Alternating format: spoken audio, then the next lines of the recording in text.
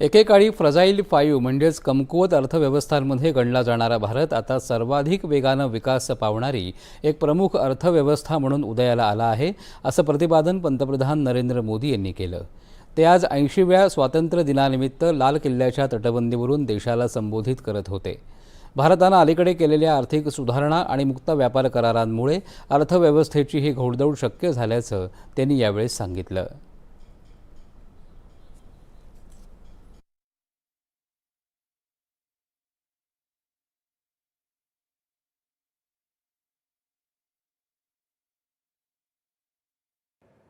दो 2014 के बाद दुनिया करीब 40 देशों के साथ हमारा एफटीए एग्रीमेंट हो रहा है। अब देखिए कितना बड़ा अवसर आया है। लेकिन ये जो ट्रेड एग्रीमेंट्स हुए हैं, ये एक बहुत बड़ा अवसर है और इसलिए खास करके मैं मेरे एमएसएमईज को कहना चाहूंगा कि हमें इस मौके को छोड़ना नहीं है। इस एफटीए के कारण हमारे श्रिप यानी झींगा उसके एक्सपोर्ट की बहुत संभावना बनी है। हमारे सी फूड की दुनिया में पहुंच बनने की संभावना पड़ी हुई है और इसलिए मैं चाहूंगा कि हम इस परिस्थिति का फायदा उठाते हुए हम आगे चलते हुए हम इन कामों को पार करने के लिए प्रयास करें। आगामी काळात देशाला नवीन गती देण्यासाठी शक्तीच्या सप्तधारांचा उपयोग करून घेता येईल असंही ते म्हणाले। या सप्तधारांमध्ये उत्पादन सामर्थ्य, कृषी आणि अन्न प्रक्रिया, तंत्रज्ञान आणि नवोन्मेष, गतिशक्ती, संरक्षण शक्ती, हरित आणि नील अर्थव्यवस्था आणि सॉफ्ट पॉवर यांचा समावेश असून त्यांच्या मदतीनं देशाला यशाच्या उत्तुंग शिखरावर पोहोचवता येईल असा विश्वासही त्यांनी व्यक्त केला। युवा सक्षमीकरणासाठी येत्या वर्षभरामध्ये 1 कोटी युवकांना एआय प्रशिक्षण देण्याची घोषणाही पंतप्रधानांनी यावेळी केली।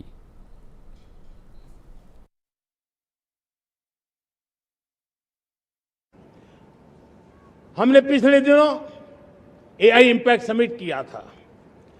एआई का विस्तार बहुत तेजी से बढ़ रहा है। लाल किले से मैं देश के नौजवानों के लिए घोषणा करना चाहता हूं। हमने तय किया है कि आने वाले 1 वर्ष में 1 करोड़ युवाओं को एआई स्किल के लिए ट्रेनिंग देने का हम काम करेंगे ताकि हमारा देश का नौजवान एआई की दुनिया में भी नेतृत्व करने का सामर्थ्य। क्रीडा क्षेत्रामध्ये पायाभूत सुविधा, विविध स्पर्धांचं आयोजन, खेळाडूंचं पोषण, प्रशिक्षण अशा विविध मुद्द्यांवर लक्ष केंद्रित केलं जात असून 2036च्या ऑलिम्पिक स्पर्धा आयोजित करण्यासाठी भारताची निवड व्हावी या दिशेनं जोरदार प्रयत्न सुरू आहेत असं पंतप्रधान म्हणाले। भारताकडे स्थिर राजकीय कौल, स्थिर सरकार, चैतन्यमयी लोकशाही, मजबूत न्याय व्यवस्था आणि सर्वांना दिशा देणारं संविधान आहे अशा शब्दांमध्ये पंतप्रधानांनी भारताच्या बलस्थानांचा यावेळेस उल्लेख केला। आधुनिक काळातल्या संकटापासून नागरिकांचं संरक्षण करण्यासाठी सुसज्ज आणि आधुनिक नागरी संरक्षण नेटवर्क उभारण्याची घोषणाही पंतप्रधानांनी केली। पूर्वीच्या नक्षलग्रस्त क्षेत्रांमध्ये आज विश्वास, विकास आणि प्रयासाचा तिरंगा फडकत असल्याबद्दल त्यांनी समाधान व्यक्त केलं। देशात सशस्त्र नक्षलवादाचा अंत झाला असला तरी वैचारिक नक्षलवादी आता संधीसाठी टपून बसले आहेत असं सांगून त्यांना ओळखण्याची आणि युवकांनी त्या बाबतीत सावध राहण्याची गरजही मोदींनी व्यक्त केली। कि नक्सली माओवादी हिंसा आखिरी सांस भी शायद रहने की अब तो ताकत नहीं रही है। जंगलों में हमें हथियारी नक्सलों का खात्मा बुलाने में, उस संकट से देश को मुक्त कराने में सफलता मिली है। लेकिन हथियारी नक्सल तो गए, लेकिन दिमागी नक्सल, ये दिमागी नक्सल मौके की तलाश में है। हिंसा, अराजकता के वो रास्ते खोज रहे हैं, समाज को गलत राह पर घसीटने के लिए भांति भांति के दांव कर रहे हैं। इन दिमागी नक्सलियों को पहचानना होगा, इन दिमागी नक्सलियों को आइसोलेट करना होगा और राष्ट्र को विकसित राष्ट्र बनाने की मुख्य धारा की ओर देश की युवा पीढ़ी को जोड़ना होगा। आधुनिक काळामध्ये ऊर्जा सुरक्षा संपादन करण्यासाठी अणुतंत्रज्ञानाचा डोळस वापर होत आहे, असंही मोदींनी यावेळी सांगितलं. एनर्जी सिक्योरिटी ये हमारे समय की मांग है और इसलिए हमने पहले से ही उस दिशा में एक के बाद एक मजबूत कदम उठाए हैं. एनर्जी सिक्योरिटी का एक बड़ा माध्यम है परमाणु ऊर्जा, न्यूक्लियर एनर्जी. हमने पार्लियामेंट में शांति एक्ट पास कर करके एक नए लक्ष्य तरफ जाने का रास्ता तय कर लिया है. 2047 तक हम 100 गीगावाट न्यूक्लियर पावर का लक्ष्य लेकर के चल रहे हैं. इसी एक दशक में हम 5 नए न्यूक्लियर रिएक्टर शुरू करने का लक्ष्य लेकर के चल रहे हैं.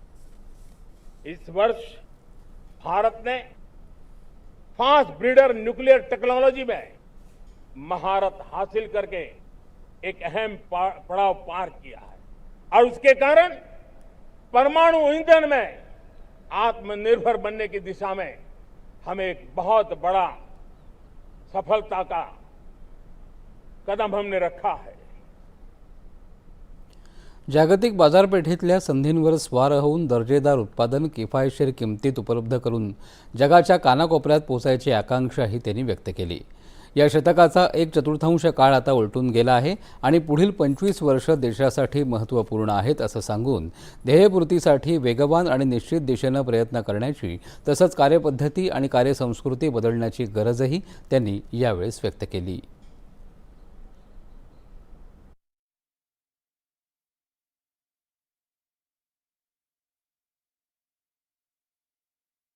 अगला 1/4 हमारे लिए अत्यंत महत्वपूर्ण है. अब हम रुक नहीं सकते हैं, हमारी गति नहीं रुक सकती है, हमारी दिशा तय हो चुकी है, हमें प्राप्त करके रहना है. और इसके लिए हमें अपना वर्क कल्चर बदलना होगा. हमारे वर्क कल्चर को बदलते हुए हमें हमारी सोच को भी बदलना होगा, हमें हमारे काम की गति को भी बदलना होगा. जो काम पिछले 5-7 दशक में नहीं हुए हैं, वो काम हमें आने वाले 5-7 साल में करने हैं. और मेरा भरोसा है मेरे देश की युवा शक्ति पर, मेरे देश के नौजवानों पर, मेरे देश की माताओं को बहनों पर, मेरे देश के किसानों पर, मेरे देश के मजदूरों पर कि हम इस सपने को साकार कर सकते हैं. और इसलिए हमें रिफॉर्म की गति को भी आगे बढ़ाना है. और जब मैं रिफॉर्म की बात कर रहा हूं, रिफॉर्म नहीं हमारे लिए कोई कंपल्सन है, नहीं रिफॉर्म ये हमारे के लिए कोई बजबड़ है. हमारे लिए रिफॉर्म ये कन्विक्शन है. आउट ऑफ कन्विक्शन हम रिफॉर्म एक्सप्रेस पर चल पड़े हैं और हम आने वाले दिनों में भी नेक्स्ट लेवल रिफॉर्म की ओर बढ़ने वाले हैं. और इसलिए सरकार, समाज, उद्योग, उत्पादक, किसान, हर किसी ने अपनी ट्रेडिशनल व्यवस्थाओं में रिफॉर्म करना पड़ेगा, सोच में रिफॉर्म करना होगा, अपने लक्ष्यों को रिफॉर्म करना होगा.